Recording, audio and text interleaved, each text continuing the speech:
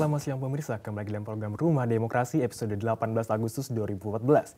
Pada kesempatan kali ini saya akan membahas sebuah isu yang menjadi permasalahan pada bangsa kita kali ini.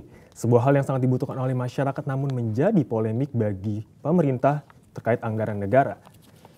Hal ini menjadi polemik bagi pemerintah dalam penyaluran bahan bakar minyak bersubsidi atau BBM. Nilai subsidi yang terus membengkak tiap tahunnya memberatkan anggaran yang terbatas, menjadi alasan mengapa pemerintah merencanakan pembatasan maupun kenaikan harga BBM bersubsidi. Untuk itu kami akan membahasnya dalam tema kali ini bersama narasumber kita dari The Indonesian Institute, Ibu Lola Amelia. Ibu, selamat siang, apa kabar? Siang. Baik. Baik. Ibu bisa diperkenalkan diri Ibu sendiri mengenai kegiatan Ibu saat ini dan juga pekerjaan Ibu seperti apa? Oh ya, saat ini saya sebagai program manager di The Indonesian Institute, ya, dan selain itu saya juga sebagai analis bidang sosial. Analis bidang sosial. Kegiatan apa saja yang Ibu kerjakan belakangan ini, Bu? Kalau kami tuh tiap bulannya kami mempunyai tugas untuk membuat tulisan. Tulisan itu bulanan, mingguan, dan juga tahunan. Dan biasanya kami membuat tulisan berdasarkan background atau interest kami masing-masing. Background atau interest masing-masing ya.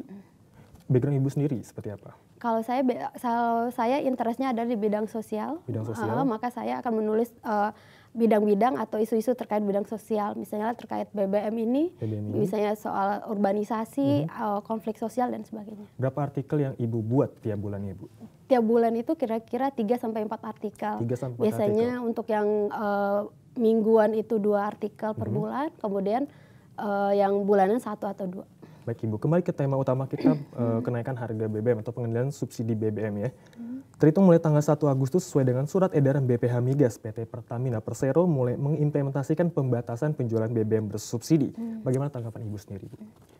Pertama saya rasa kita perlu apresiasi dulu ya, apresiasi kebijakan yang diambil oleh pemerintah ini, dalam hal ini BPH Migas dan juga Pertamina. Karena hal ini apalagi mereka mengemukakan alasan bahwa pertama kebijakan ini diambil untuk mengurangi beban subsidi yang memang setiap tahunnya kurang lebih 27% membebani anggaran kita per tahunnya. Dan kemudian alasan lagi yang keduanya itu untuk mengatasi masalah bahwa BBM bersubsidi ini sering sekali salah sasaran, di mana sebagaimana kita ketahui BBM bersubsidi ini kan seharusnya adalah untuk masyarakat pengguna BBM ini dari kalangan terendah maksudnya ya. Terendah, tapi kemudian bagaimana kita lihat BBM bersubsidi ini ternyata dipergunakan oleh kalangan menengah ke atas dan sebagainya. Jadi saya rasa kebijakan ini patut diapresiasi. Tapi memang ada beberapa catatan. Misalnya dikemukakan oleh Menteri SDM Bapak Jarod Wacik bahwa kebijakan ini hanya akan sampai Desember 2014 ini. Tentunya kebijakan yang bagus ini sebaiknya juga dilanjutkan. Jadi bukan hanya untuk periode anggaran tahun ini saja. Saya rasa begitu. Dan apakah kebijakan yang diberikan oleh pemerintah ini, kebijakan apa saja yang diberikan oleh pemerintah terkait kebijakan ini, Bu? Terkait peraturan ini, pembatasan ini? Kalau saya rasa maksudnya kebijakan mengikutinya, saya rasa kebijakan yang mengikutinya seharusnya memang harusnya ada misalnya bagaimana memonitor pelaksanaan implementasi dari kebijakan ini sendiri, dan kemudian harusnya juga didahului sosialisasi seharusnya. Tapi kemudian yang kita lihat sekarang kan seolah-olah sekonyong-konyong diadakan pembatasan BBM bersubsidi ini, sehingga bukan hanya masyarakat yang terkena dampak itu sendiri yang dalam hal ini yang selama ini menggunakan BBM bersubsidi terkaget-kaget, kita juga ikut kaget kemudian gitu. Karena sosialisasi dan juga monitoringnya saya rasa juga belum dilaksanakan. Belum maksimal, Ibu, ya. Dan apakah tujuan ini hanya untuk mengendalikan konsumsi BBM yang diperkirakan pada akhir tahun mencapai 46 juta kiloliter? Kalau menurut saya pemerintah target utamanya memang ke sana. Target utamanya juta kiloliter, ya? Hanya untuk agar bisa, karena memang di APBNP 2014 ini target yang seharusnya 48 juta dikurangi jadi 46 juta.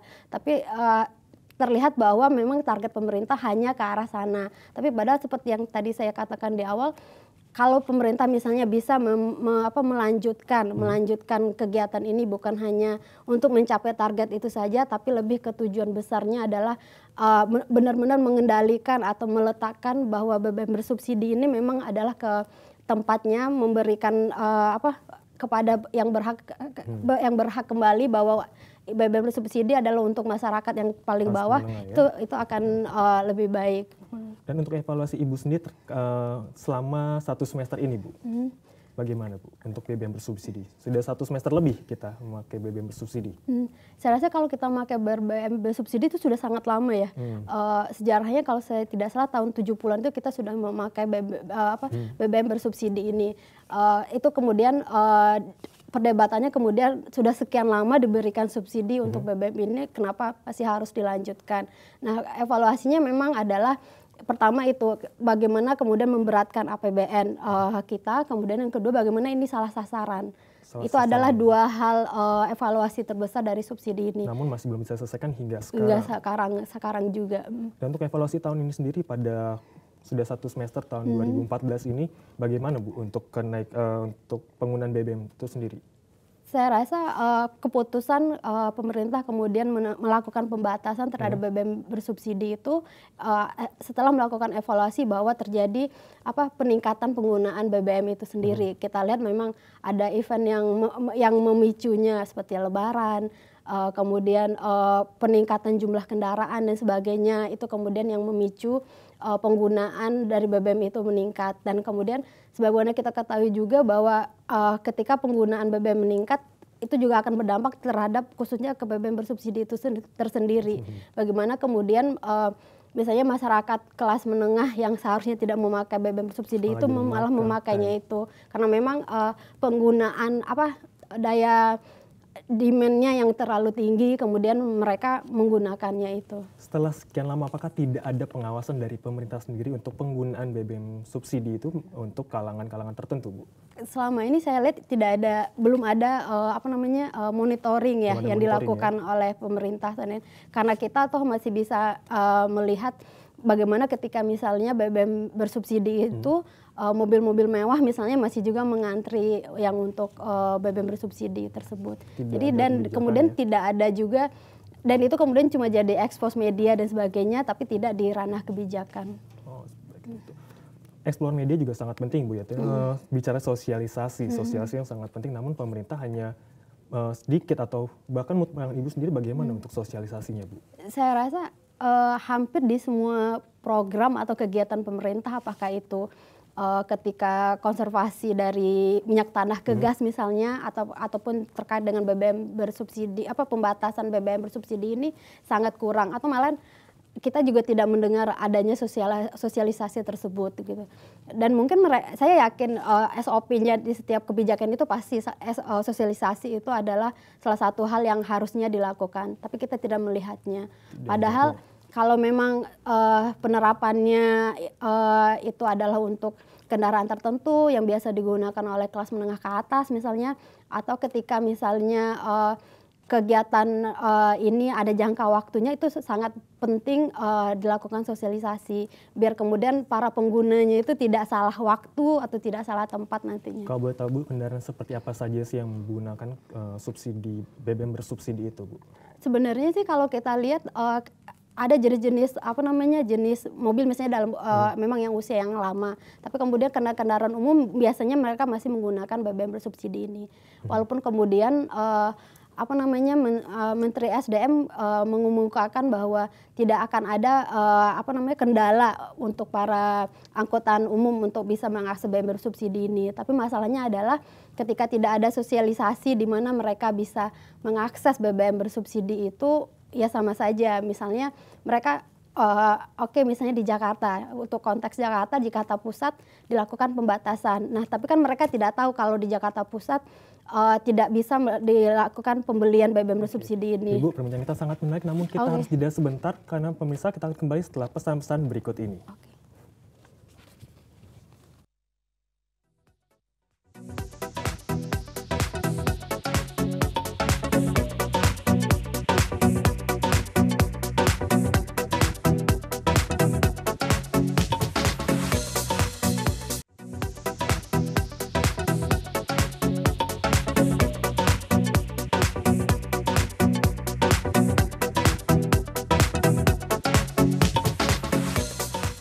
Pemirsa, terima kasih karena tetap bersama kami dalam program Rema Demokrasi episode 18 Agustus 2014. Kita akan lanjutkan perbincangan kita yang semakin menarik mengenai pembahasan BBM bersubsidi yang kita akan lanjutkan dengan perbincangan mengenai solusi untuk BBM bersubsidi kali ini. Bersama narasumber kita Ibu Lola Amelia. Ibu, apakah ini sudah disosialisasikan sepenuhnya kepada masyarakat, Bu? Kalau terkait dengan pembatasan BBM bersubsidi ini saya rasa belum ya. Masih belum. Baik itu masyarakat yang akan terdampak langsung dalam artian masyarakat yang kemudian di tempat-tempat yang akan dibatasi pembelian BBM bersubsidi ini. Kemudian juga masyarakat yang kemudian secara tidak langsung terimbas terhadap pembatasan BBM bersubsidi ini. Tempat-tempat seperti apa saja, Bu? Iya, misalnya ketika BBM bersubsidi ini misalnya diterapkan kalau di Jakarta konteksnya misalnya ke masyarakat yang ada di Jakarta Pusat. Apakah mereka tersosialisasi dengan jelas tentang hal ini? Saya rasa tidak, karena kita lihat di media mereka juga agak bingung dan kaget ketika misalnya ke SPBU ternyata sudah dibatasi pembeliannya dan juga bagaimana waktunya juga dibatasi seperti itu. Hasil evaluasi Ibu sendiri terhadap kebijakan tersebut di Jakarta Pusat pada saat itu tanggal 1 Agustus mulai diterapkan seperti itu bagaimana, Bu? Saya rasa kalau evaluasi saya belum bisa mengambil kesimpulan apa-apa karena itu toh baru diterapkan 1 Agustus kemarin. Tapi kemudian apa yang kita lihat di media bagaimana, bukan penolakan ya, tapi pertanyaan kritis lah dari para pengguna BBM bersubsidi di daerah tersebut, bagaimana kurangnya sosialisasi itu sangat penting. Bukan berarti mereka menolak pembatasan ini, tapi kemudian mereka mempertanyakan sosialisasi dari pemerintah itu sendiri. Kemudian kepada pihak yang secara tidak langsung terdampak dengan kebijakan ini, misalnya angkutan-angkutan yang biasanya misalnya mengisi bahan bakar di daerah Jakarta Pusat, mereka kan tidak tahu kalau ternyata di Jakarta Pusat sudah tidak tersedia lagi BBM bersubsidi, dan itu kemudian menjadi pertanyaan-pertanyaan mereka juga dan itu terekspos di media. Kenapa Bu ya? Dan bagaimana sosialisasi harus dilakukan oleh pemerintah supaya masyarakat tidak bingung dengan keadaan seperti ini? Saya rasa kalau kita dalam normalnya adalah ketika suatu kebijakan itu dibuat, sosialisasi itu adalah kebijakan itu diimplementasikan. Tidak bisa kemudian kebijakan itu jalan berbarengan atau setelahnya baru sosialisasi. Karena penting kegiatan sosialisasi sebelum kebijakan itu diimplementasikan, yaitu karena mereka masyarakat khususnya yang akan terdampak program atau kebijakan itu harus tahu ini program seperti apa kemudian hak mereka, apa kewajiban mereka, kalau ada masalah atau itu mekanisme komplainnya akan kemana, mereka harus hak mereka akan hal itu, informasi terkait program kebijakan ini harus ada, dan itu seharusnya itu sebelum implementasi dari kebijakan ini. Itu informasi yang dibutuhkan oleh masyarakat, Bu. Bagaimana dalam pengemasan informasi itu sendiri? Apakah dalam bentuk iklan di televisi ataukah iklan di radio, di media cetak atau bagaimana, Bu? Saya rasa kalau untuk itu terkait dengan natur dari program itu sendiri. Misalnya ketika contohnya mungkin program BBM bersubsidi ini kita lihat bisa saja programnya program sosialisasinya misalnya ada pamflet di SPBU yang memang yang akan menjadi target pembatasan BBM bersubsidi ini. Kemudian kita lihat lagi target dari kebijakan ini, misalnya masyarakat kelas menengah dan atas. Kemudian kita lihat pola sosialisasi mereka, ada sosmed, kemudian ada televisi atau apa, dan itu bisa lakukan di sana. Jadi memang tergantung sekali dengan deskripsi dari kebijakan itu sendiri, sehingga kemudian bisa dikemas bentuk sosialisasi yang pas untuk kebijakan ini bisa terimplementasi dengan baik. Berapa lama waktu yang dibutuhkan untuk sosialisasi tersebut?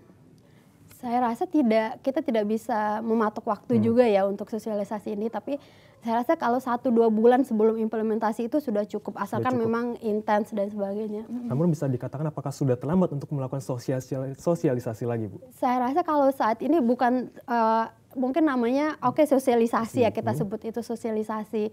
Tidak terlalu terlambat, tapi memang harus lebih gencar. Kemudian ada orang yang memang misalnya ditempatkan di SPBU itu sendiri yang misalnya tidak bisa lagi hanya sekedar pamflet di sana, tapi memang ada pihak yang menguasai tentang kebijakan ini sendiri, sehingga kemudian kemarahan tanda kutip dari para pihak yang terdampak ini bisa diatasi dengan informasi yang jelas. Berbicara mengenai sosialisasi, tadi Ibu menyebutkan adanya media sosial, sebutlah seperti Twitter, Facebook, dan lain sebagainya. Ditujukan untuk siapa, Bu? Ya itu tadi kan dikatakan bahwa pembatasan subsidi ini akan diterapkan ke beberapa daerah misalnya yang di mana konsumsi BBM subsidinya itu sering disalahgunakan. Misalnya sering disalahgunakan dalam artian yang menggunakannya kemudian adalah masyarakat kelas menengah ke atas misalnya. Nah tentunya sosial media, target sosialisasi sosial media ini adalah untuk mereka. Masyarakat yang kelas menengah ke atas yang kita asumsikan mereka mengakses berita lewat Twitter, Facebook, dan online. Begitu. Namun sudah adakah akun dari Twitter untuk ini buat Ibu? Saya rasa belum ada, tapi padahal untuk misalnya kita berkaca dari kegiatan lain, misalnya apakah untuk pemilu dan sebagainya, itu ada akun-akun sendiri yang kemudian gencar melakukan kampanye ini dan saya rasa berhasil. Cukup berhasil. Berhasil. Dan apakah ini bisa dikatakan bahwa menjadi latar belakang dikeluarkannya kebijakan itu antara lain pertumbuhan pesat produksi kendaraan bermotor yang buat konsumsi bahan bakar menjadi meningkat tajam? Saya rasa bisa jadi poin itu kemudian menjadi poin yang relevan dan masuk akal. Kenapa kemudian pemerintah melakukan pembatasan penggunaan BBM bersubsidi ini? Tapi kemudian hal yang kita harus kritisi juga adalah bagaimana kemudian niatan pemerintah melakukan pembatasan ini karena ada lonjakan penggunaan bahan bakar karena banyaknya kendaraan itu, tapi tidak diikuti juga dengan kebijakan-kebijakan lainnya. Misalnya pemerintah tetap membuat ruas-ruas jalan non-tol yang itu sebenarnya kan seolah-olah memfasilitasi kendaraan-kendaraan bertambah, kemudian disediakanlah jalan untuk mereka. Kemudian ada kebijakan mobil murah dan sebagainya. Kamu tidak efektif, Bu, ya? Iya, itu kan kemudian juga mobil murah yang dikatakan lebih green, lebih hijau, kemudian ramah lingkungan itu kan juga tidak. Mereka tetap memakai bahan bakar minyak. Dan data yang tercatat pada tahun 2013 terdapat 1,1 juta unit motor dan 1,1 juta mobil dan 1,7 juta motor. Bagaimana pandangan Ibu? Apakah harus semakin meningkat? Apakah harus ada pembatasan? Iya itu tadi bahwa tindakan-tindakan pemerintah itu kemudian tidak sinkron antara satu dan yang lainnya gitu. Dalam satu pihak terkesan bahwa mereka membuka saja keran pertumbuhan kendaraan bermotor, keran kepemilikan mobil motor di negara kita. Tapi di satu pihak mereka menerapkan BBM bersubsidi ini sehingga kemudian keefektifan dari penerapan pembatasan BBM bersubsidi ini jadi dipertanyakan juga karena kemudian ada kebijakan-kebijakan lain yang tidak sinkron. Jadi saling bertolak belakang. Jadi antara satu pemerintah mau meningkatkan produksi juga untuk menambah keuntungan untuk negara, dan satu lagi dilema untuk BBM bersubsidi kali ini. Gitu. Dan menurut Ibu sendiri, Bu, apakah benar-benar perlu dikurangi atau kapasitasnya emang harus dikurangin? Ataukah emang BBM bersubsidi ya udah harus dinaikkan harganya? Adakah cara yang lebih efektif menurut Ibu? Saya rasa kalau dikurangi ataupun juga dengan penaikan harganya itu bisa jadi dua opsi yang bisa diambil oleh pemerintah. Tapi kemudian kita juga harus belajar misalnya dari opsi yang kedua ya, misalnya opsi peningkatan harga dari BBM bersubsidi ini sendiri. Bagaimana kemudian ketika peningkatan harga BBM bersubsidi ini juga akan berimbas ke peningkatan produk lainnya. Apakah itu transportasi, kemudian pangan dan sebagainya. Nah kemudian selama ini kita lihat program yang kemudian dilakukan pemerintah untuk mengatasi inflasi yang kemudian terjadi karena BBM bersubsidi dinaikkan harganya adalah misalnya memberikan BLT ya, bantuan langsung tunai, yang itu juga berjangka waktu, misalnya cuma 3 bulan dan sebagainya. Kalau yang di kebijakan yang lalu itu sudah dilakukan, tapi kemudian itu kan tidak efektif juga. Karena kemudian ya itu lagi masalah di Indonesia ini salah satunya itu adalah masalah data. Bagaimana kemudian database kemiskinan kita begitu banyak jenisnya sehingga kemudian yang seharusnya mendapatkan BLT itu orang yang sangat miskin ataupun orang yang rentan miskin itu banyak juga kemudian orang yang kelas menengah yang kemudian yang mendapatkan. Berarti ada tanda-tanda kecurangan, Bu, ya? Dan masalah database. Masalah data ya, masalah data. Oke Ibu, perbincangan kita masih akan sangat menarik, namun kita akan tahan sebentar Bu. Pemirsa jangan kemana-mana, tetap di Rumah Demokrasi.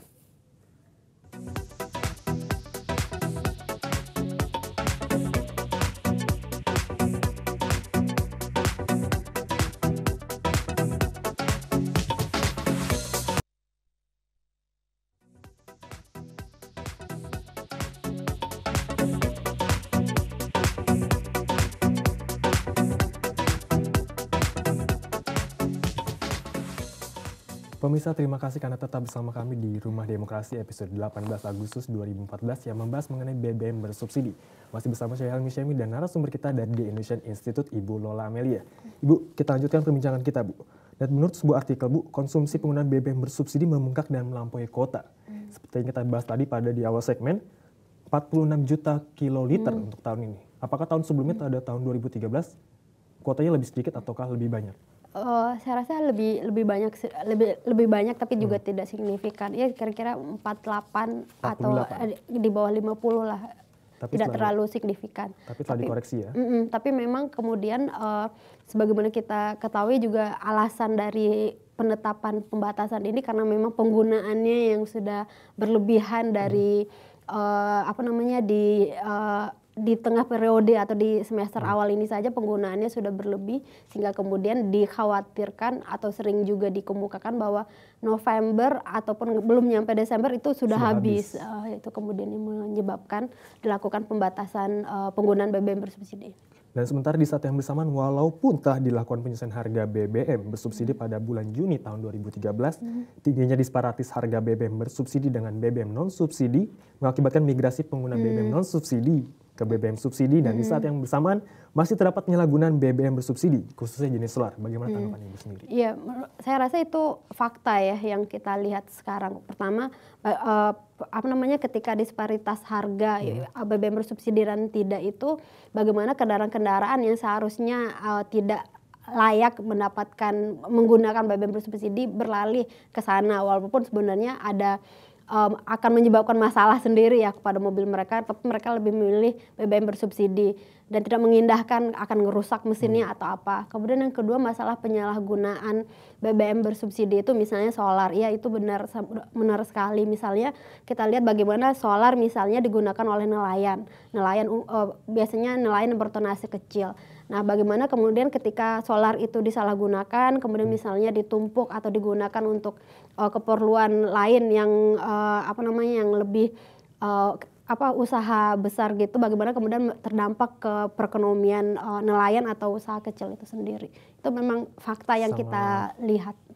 Sangat disayangkan karena balik lagi tidak ada mentoring atau pengawasan penggunaan oleh masyarakat yang tidak seharusnya menggunakan subsidi ber-BBM. Iya, monitoring menurut saya. Monitoring rutin itu seharusnya ada karena kemudian BPH Migas atau Pertamina itu kan bukanlah lembaga yang terpusat di Jakarta ataupun di pusat saja, tapi kemudian mereka ada kaki atau cabang di daerah dan sebagainya, dan mereka dengan unit yang besar harusnya bisa melakukan itu.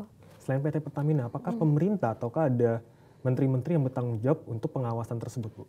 Saya rasa seharusnya memang banyak sekali pihak yang masalah energi ini, banyak pihak yang terkait. Sebagaimana misalnya pihak Departemen Kelautan atau Kementerian Kelautan, itu mereka juga seharusnya juga memikirkan bagaimana kemudian pasokan solar ataupun BBM bersubsidi yang sangat dibutuhkan oleh nelayan misalnya untuk melaut itu terjamin ada. Kemudian mereka memberantas misalnya mafia-mafia minyak yang kemudian mengalihkan BBM bersubsidi untuk kepentingan lain. Kemudian kementerian-kementerian lain sebenarnya sangat banyak sekali yang terkait yang harusnya juga terkoordinasi ya di bawah Kementerian Ekonomi untuk melakukan ini. Dan apakah Ibu mengatakan adanya mafia? Kita berbicara mengenai kecurangan. Apakah Ibu sudah melihat adanya kecurangan yang dilakukan oleh beberapa pihak tertentu untuk BBM bersubsidi kali ini, Bu? Saya rasa kalau dalam bentuk penumpukan BBM itu saya rasa itu adalah salah satu bentuk kecurangan ya. Dan tidak ada teguran dari pemerintah atau pihak pengawas yang lain? Kalau saya rasa kalau misalnya teguran ataupun misalnya pengawasan itu, ya itu kalau teguran itu pasti hanya teguran. Padahal itu sebenarnya kan sudah masuk ke ranah kriminal juga ya. Seharusnya juga banyak pihak lah, kepolisian atau apa yang sebenarnya bisa ditarik menjadi tenaga ataupun apa namanya pembantu ya, pembantunya pihak Pertamina ini, kemudian untuk mengawasi agar BBM bersubsidi ini tidak disalahgunakan atau tidak terjadi, agar tidak jadi kecurangan lagi. Jadi untuk penyaluran sendiri masih belum diawasi secara ketat oleh beberapa pihak, khususnya Pertamina, Bu ya. Dan saat ini tidak hanya di Jakarta, Bu, namun yang mengalami pembatasan BBM bersubsidi sudah mencapai ke daerah Jawa, Kalimantan. Mengapa daerah seperti itu, Bu? Kalau kita lihat dari rasionalisasinya, kenapa kemudian dilakukan pembatasan juga di daerah-daerah tersebut, karena memang di daerah-daerah tersebut rentan kecurangan itu. Misalnya itu tadi, misalnya di daerah yang perairan, yang banyak nelayan, kemudian daerah perkebunan, industri dan sebagainya, itu kan mereka membutuhkan solar atau membutuhkan BBM bersubsidi ini untuk kegiatan produksi mereka. Tapi kemudian mereka tidak bisa mengkonsumsi itu karena BBM bersubsidi itu langka, ataukah karena memang ditimbun oleh pihak-pihak tertentu, dan itu kemudian kenapa kemudian di sana dilakukan pembatasan BBM bersubsidi itu. Jadi saya rasa itu relevan juga. Sangat relevan, tapi apa hanya dipusatkan pada beberapa kota itu saja? Mengapa tidak dilakukan secara serentak, Bu? Saya rasa kalau sebenarnya gini, kalau secara serentak nanti juga.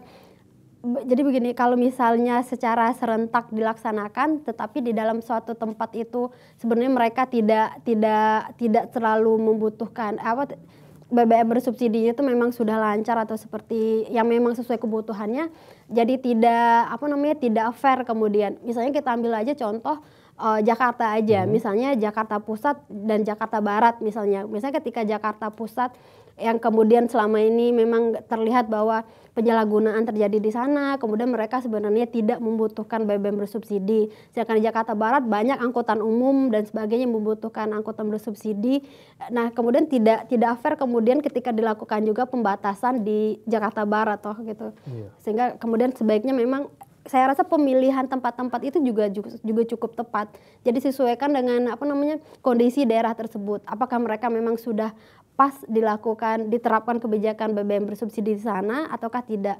Kalau tidak pas ya sudah dibatasi. Tapi kalau yang sudah pas ya sudah dilanjutkan saja diberikan BBM bersubsidi di situ. Tapi memang kemudian akarnya memang masalah sosialisasi lagi. Dan apakah cuma hanya diterapkan sampai akhir tahun ini saja, Bu? 46 juta kiloliter. Kalau menurut keterangan dari BPH Migas ataupun menurut keterangan dari Menteri SDM, ya target mereka memang sampai akhir tahun ini saja untuk mencapai target 46 juta kiloliter itu sendiri akhir tahun ini. Tapi kemudian itu sangat disayangkan sekali, sehingga terkesan kemudian mereka hanya mencapai target anggaran tahun ini saja gitu. Berarti terdapat nilai merah di rapor pemerintah untuk pengawasan. Karena ya terkesannya adalah ketika mereka misalnya bisa mencapai target 46 juta tahun ini, mereka berhasil mencapai target yang sudah mereka canangkan sendiri di APBNP. Dan kalau tidak ya itu rapor merah buat mereka. Tapi ya itu jadi terkesannya emang cuma buat jangka pendek saja, padahal seharusnya kebijakan-kebijakan seperti ini harus dicari juga aspek sustainability-nya, aspek keberlanjutannya, bahwa kemudian program ini ketika emang ini sudah bagus, sudah relevan dan memang dibutuhkan, yuk kita cari lagi, kita evaluasi. Misalnya masalah sosialisasinya yang kurang, itu kemudian yang diperbaiki sehingga nanti tidak terbatas tahun ini saja. Dan seperti kita tahu pada tahun ini kita melakukan pesta demokrasi. Dan apakah ada optimisme untuk presiden baru untuk melanjutkan program ini di tahun mendatang, Bu? Kalau saya rasa kalau optimisme kita harus punya optimisme ya. Kita harus selalu optimis. Tapi memang kemudian dilihat lagi juga bagaimana dengan komposisi dari tim ekonomi misalnya dari pemerintahan yang baru itu nantinya. Seperti apa saja Bu elemen-elemen yang kira-kira bisa diterapkan nanti tahun 2015? Saya rasa kalau pemerintahan sekarang yang baru itu kan nanti akan mulai masuk itu Oktober ya. Dan mereka saya rasa akan efektif bekerja itu tahun depan. Jadi otomatis tahun ini mereka memang belum bekerja, masih mengerjakan yang dibuat oleh pemerintahan saat ini. Sejak mulai diterapkannya pada 1 Agustus kemarin, apakah sudah ada berkurang untuk penggunaan subsidi BBM ini, Bu? Saya belum ada Masih data belum dan belum ada info ya terkait apakah terjadi pengurangan atau apa. Tapi kalau kebijakan itu sudah dilakukan, iya. Apakah efektif menurut Ibu kebijakan itu? Kalau kebijakan ini, saya apresiasi kebijakan ini, tapi saya tidak bisa menjamin bahwa ini efektif atau tidak. Karena memang ya itu tadi, tidak dimulai dengan sosialisasi yang cukup, kemudian monitoring di lapangan juga tidak berjalan. Jadi apa ya, ibaratnya ini bagus tapi tidak dikelola dengan cantik gitu. Jadi nggak tahu dan jadi saya tidak terlalu optimis bahwa ini akan efektif. Tapi ini bagus kalau kita misalnya yaitu dimulai dengan tahapan-tahapannya ya, sosialisasi yang tepat, monitoring implementasinya, kemudian ada mekanisme komplain misalnya jika ada pelanggaran dan sebagainya, kemudian penindakan terhadap yang melanggar dan sebagainya, itu akan efektif. Sebenarnya apa sih, Bu, dampak yang paling dirasakan oleh masyarakat sampai sejauh ini, Bu? Ketika dilakukan BBM, pembatasan. Kalau ketika dilakukan pembatasan ini saya rasa dampaknya yaitu tadi mereka tidak bisa lagi mengakses BBM bersubsidi ini seroyal yang sebelumnya ya. Jika sebelumnya mereka bisa kapanpun atau mau berapapun mereka bisa mengaksesnya, sedangkan sekarang sudah dibatasi, kemudian waktunya juga dibatasi. Saya rasa itu dampak yang mereka rasakan langsung ya. Berarti dengan adanya sosialisasi dan beberapa pengemasan yang untuk penanganan BBM bersubsidi, termasuk menangani mafia dan untuk juga termasuk monitoring secara langsung di tempat-tempat penjualan BBM bersubsidi itu sangat penting dilakukan untuk pembatasan ini, Bu, ya. Dan diharapkan pada tahun 2014 akhir nanti mencapai target 46 juta kiloliter tersebut, Bu, ya. Namun sayang sekali pemirsa, kita akan jeda sebentar. Tetap bersama kami di Rumah Demokrasi.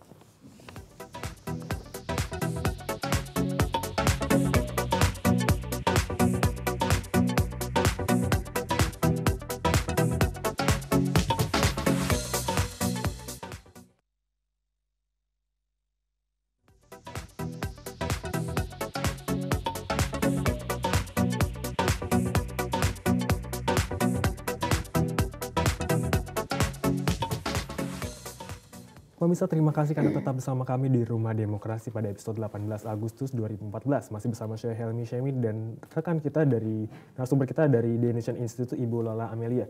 Ibu berbicara mengenai pihak yang dirugikan dan diuntungkan. Sebenarnya siapa yang diuntungkan dan siapa yang dirugikan untuk BBM bersubsidi kali ini, Bu? Kalau untuk pembatasan BBM bersubsidi ini, saya rasa agak terlalu biner ya kalau kita bicara pihak yang dirugikan atau diuntungkan. Tapi kemudian kalau kita bicara tentang kebijakan, kita bicara tentang masyarakat itu sendiri. Jadi saya rasa efeknya itu adalah di masyarakat kita itu sendiri yang harus kita lihat. Lalu kemudian bicara tentang yang diuntungkan dan yang dirugikan, saya rasa kalau dirugikan tentunya pihak masyarakat juga ya, ketika misalnya ini dibatasi, masyarakat yang selama ini kemudian bisa mengakses itu, yang kemudian yang memang layak mendapatkan itu ya, itu kemudian yang akan dirugikan dengan adanya pembatasan ini. Namun dari masyarakat sendiri masih belum ada yang menyatakan kekecewaan dalam bentuk demo ataupun pesan-pesan lainnya, Bu? Saya rasa kalau pesan-pesannya itu di media juga sudah cukup terekspos ya, bahwa mereka kecewa misalnya mereka tidak bisa lagi mengakses BBM bersubsidi ini sebebas yang sebelumnya. Tapi kemudian ketika itu eskalasinya meningkat ke demo dan sebagainya, saya rasa belum ada. Belum ada demo. Kenapa, Bu? Menurut Ibu? Karena saya pikir ini sudah cukup sangat penting. Mungkin pertama dari penerapan ini sendiri ya, penerapan ini kan baru mulai 1 Agustus ini, dan itu belum 1 bulan. Saya rasa masyarakat atau juga masih melihat lah ini bagaimana sih program ini. Mereka walaupun mereka dongkol atau misalnya tidak setuju, mereka masih cari tahu dulu, masih cari tahu, ya seperti itu. Dan apakah sebenarnya dikhawatirkan waktu penjualan solar bersubsidi yang dibatasi pukul 8 hingga 6 sore akan menciptakan black market? Orang yang beli solar bersubsidi pada periode diizinkan kemudian akan menjualnya ke pihak industri lain. Dan ini memerlukan fungsi pengawasan yang ketat dari pemerintah. Bagaimana, Ibu, untuk pengawasan dari pemerintah sendiri dan apakah pemerintah sudah mengantisipasinya? Nah itu tadi kita bicara banyak tentang monitoring. Di situ sebenarnya pentingnya monitoring itu. Bagaimana kemudian yang membeli di jam itu misalnya dari jam 8 sampai jam 6 sore itu memang adalah pihak-pihak yang akan menggunakan sendiri kemudian dalam tanda kutip BBM bersubsidi ini. Bukan untuk menumpuknya atau kemudian berniat untuk menjualnya lagi di malam hari kemudian bagi pihak yang membutuhkan dan sebagainya. Ya itu dia, tapi selama ini seperti kita ketahui monitoring atau pengawasan dari pihak terkait itu yang belum maksimal Bu ya.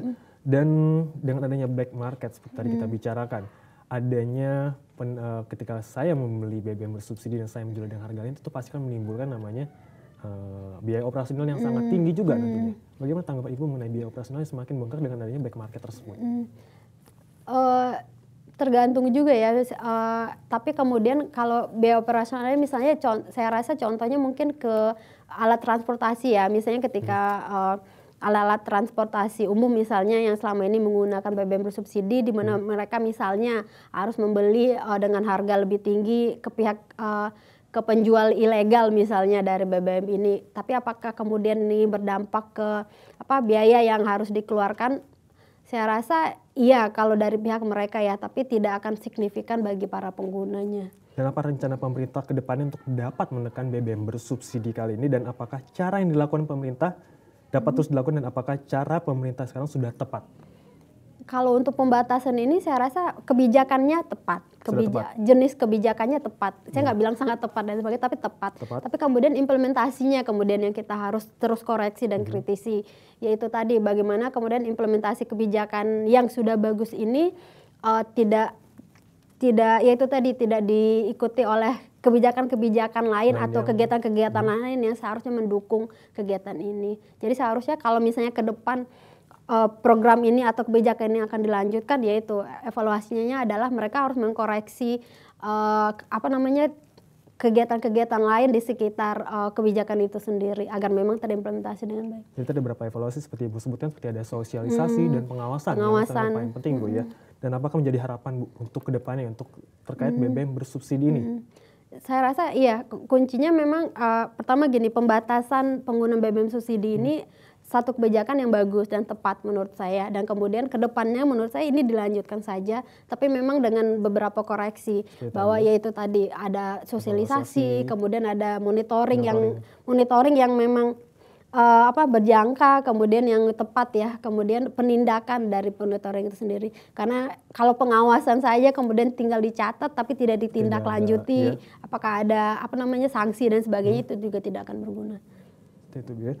Dan saya merasa ataupun masyarakat banyak yang merasa dengan adanya pengendalian ini, apakah nanti akan beralih ke subsidi lain seperti ada banyak subsidi bahan bakar gas atau bahan bakar nabati yang banyak diciptakan oleh masyarakat kita. Sebenarnya itu opsi bagus malahan ya. Saya rasa kalau misalnya subsidi bahan bakar misalnya di bahan bakar minyak ya dikurangi, kemudian pemerintah berinisiatif memberikan subsidi bahan bakar lain misalnya yang nabati yang lebih ramah lingkungan, itu sih tidak akan berdampak, yang malahan lebih bagus. Namun ada kendalanya atau seperti apa? Kenapa masih belum bisa diterapkan? Kendalanya saya rasa lebih ke willingness dari pemerintah itu sendiri ya. Pemerintah selalu berwacana bahwa mendorong bahan bakar ramah lingkungan, mendorong penelitian untuk menciptakan bahan bakar ramah lingkungan. Tapi ketika kemudian itu bentuk konkretnya kan bagaimana kemudian hasil penelitian atau bahan bakar yang ramah lingkungan itu diterapkan menjadi bahan bakar utama kita, kan itu tidak terjadi. Jadi kemudian ya, jadi intinya niat saja belum bagus kalau tidak diimplementasikan dengan baik. Sudah terlalu nyaman dengan ada infrastruktur yang memadai untuk bahan bakar seperti itu Bu ya. Iya, bisa jadi itu juga karena memang misalnya saja untuk gas infrastruktur untuk SPBU gas itu sendiri kan juga masih terkendala kan. Bisa jadi itu juga jadi penyebab kenapa kemudian niat baik pemerintah untuk menciptakan bahan bakar alternatif lain tidak juga terlaksana. Oke Ibu. Kebijakan yang cukup tepat dalam antisipasi jebolnya kuota BBM bersubsidi adalah menaikkan harga BBM bersubsidi. Skenario itu dinilai mampu memberikan pemerintah menjaga kuota BBM bersubsidi dan menekan subsidi anggaran pendapatan dan belanja negara. Namun terdapat beberapa hal yang harus dievaluasi seperti sosialisasi dan juga monitoring kepada BBM bersubsidi tersebut. Untuk itu saya akan mengakhiri perjumpaan kita kali ini. Terima kasih kepada Ibu Lola Amelia yang telah datang di studio kami. Terima kasih Ibu. Senang sekali kita bicara, namun kita harus menutup perjumpaan kita kali ini Bu ya. Untuk itu pemirsa tetap saksikan Rumah Demokrasi setiap hari Senin pukul 2 siang waktu Indonesia bagian Barat. Saya Helmi Syemi dan segenap kru yang bertugas mengucapkan terima kasih dan selamat siang.